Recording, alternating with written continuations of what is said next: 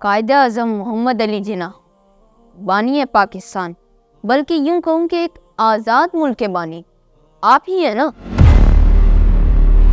آج مجھے آپ سے کچھ باتیں کرنی ہے۔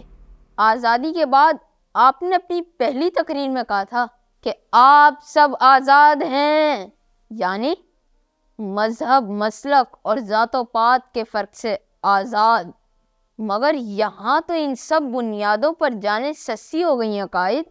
آپ نے کہا تھا کہ سب مذاہب کی عبادت گاہیں محفوظ ہیں، لیکن یہاں کبھی مسجد میں دھماکہ، کبھی مندر مسمار، اور تو کبھی چرچ سے صلیب اتار کر خود کو مجاہد سمجھنا ایک فیشن بن گیا ہے قائد۔ فرقہ واریت اس آزاد ملک کا ناسور بنتا جا رہا ہے۔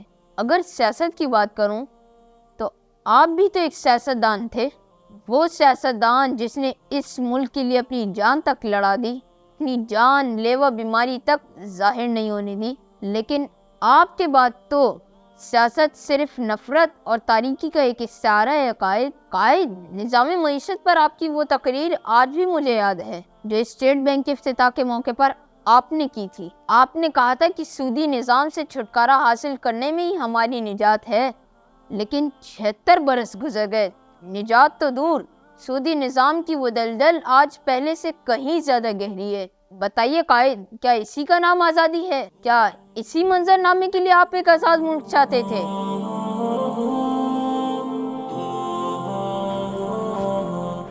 بیٹھیے۔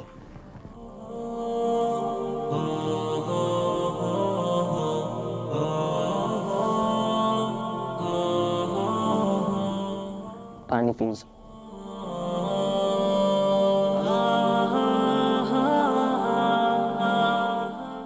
قائد یہ دیکھیں، اس کو پڑھیں تو ایسا لگتا ہے ہم کسی جنت میں، کیا نہیں ہے اس ملک میں؟ زرخیز زمینیں، معدنیات، سمندر اور دریاؤں کا نظام، لیکن حقیقی زندگی بنیادی ضروریات سے بھی محروم نظر آتی ہے قائد۔ میں یہ نہیں کہتے کہ یہ ملک بانجھ ہے، لیکن آپ کے اس ملک پہ مافیاؤں کا قبضہ ہے قائد۔ معاف کیجیے قائد، لیکن یہ آپ کا پاکستان تو نہیں لگتا۔ اچھا پانی تو لیں۔ بیٹا تمہاری باتیں سن کر مجھے اس مٹی کی زرخیزی پر اور یقین ہو گیا۔ دیکھو بیٹا، تمہارے سب شکوے اور غصہ بجا ہے، لیکن جرم اور دھرم میں ہمیشہ فرق رکھنا۔ اس آزاد مملکت میں جو جرم ہے، اس غلام ہندوستان میں وہ دھرم سمجھا جاتا تھا۔ تم نے بالکل صحیح کہا کہ مذہبی خانہ جنگی اور فرقہ واریت ناسور بنتا جا رہا ہے، لیکن اس آزاد مملکت میں مذہب اور مسلک کی بنیاد پر تفریق اور قتل و غارت ہمیشہ جرم رہے گا۔ اب سانحۂ جڑا والا ہی کو دیکھ لو، جہاں ایک اقلیت کے حق میں ساری مسلم اکثریت میدان میں آ گئی۔ یہ صرف ایک آزاد ملک میں ہی ہو سکتا ہے، جبکہ رام کے خیالی مندر کا دعویٰ کر کے بابری مسجد کو مندر میں بدل دینا وہاں آج بھی دھرم اور حق سمجھا جاتا ہے۔ اور دیکھو بیٹا، جرم کر کے فتنہ تو خانہ خدا میں بھی برپا کیا جا سکتا ہے، اور نظام معیشت والا شکوہ بھی بالکل بجا ہے۔ مجھے اسٹیٹ بینک کی اپنی افتتاحی تقریر ابھی بھی یاد ہے، لیکن بیٹا اس ملک میں سودی نظام قانونی نہیں، جبری ہے۔ تمہاری اس آزاد مملکت کا سپریم لا وہی قرآن ہے جو سود کو قطعی حرام کہتا ہے۔ بس اس قانون کی بالادستی کے جد و جہد تم نے کرنی ہے۔ سیاسی نظام سے مایوسی اور سیاستدانوں پر تمہارا غصہ بھی بالکل بجا ہے، لیکن اس قانون کا دیا ہوا ووٹ کا حق فرض منصبی سمجھ کر استعمال کرنے کے بجائے گھروں میں پڑے رہنے والا پاکستان نہیں، یہ پیارے پاکستانی ہیں۔ غرض بیٹا، میں تمہیں ایک وطن دے سکتا تھا سو دے چکا۔ اس وطن کے قانون کی لگامیں اللہ اور اس کی دستوری کتاب کے حوالے کر سکتا تھا سو کر گیا، لیکن اس وطن کے لیے ایک قوم بننے کا فریضہ تو تم نے نبھانا تھا۔ میرے دیے گئے قانون پر عمل درآمد تو میری قوم نے کروانا تھا۔ اب میرا شکوہ بھی سن لو بیٹا کہ تم قوم بننے کے بجائے ذات پات، مذاہب اور مسالک کی تفریق میں مگن ہو گئے۔ میرے دل کے ٹکڑے اور میری جان کے کفارے میں ملنے والے اس وطن کو چند مافیاؤں کے حوالے کر کے الٹا مجھ سے شکوہ کرتے ہو کہ میں نے پاکستان کیوں بنایا۔ کبھی خود سے بھی تو پوچھو کہ تم قوم کیوں نہیں بنے۔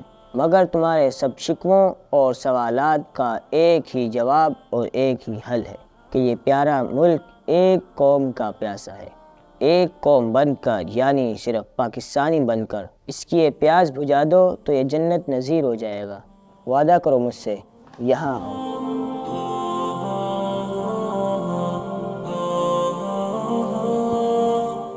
اس سبز ہلالی پرچم کے سامنے وعدہ کرو مجھ سے، ایک قوم بننے کا قرض جھکاؤ گے، اپنے حصے کی شمع جلاؤ گے، اس ملک کو اس کے نام کی طرح پاکیزہ بنانے کی جد و جہد کرو گے۔ وعدہ کرو۔ وعدہ میرے قائد، پکا وعدہ۔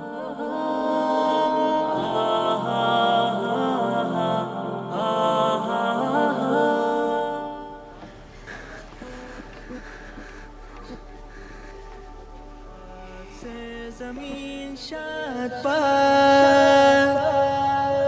کیشور حسین شاد تو نشان عزم عالی شان ارض پاکستان مرکز یقین شاد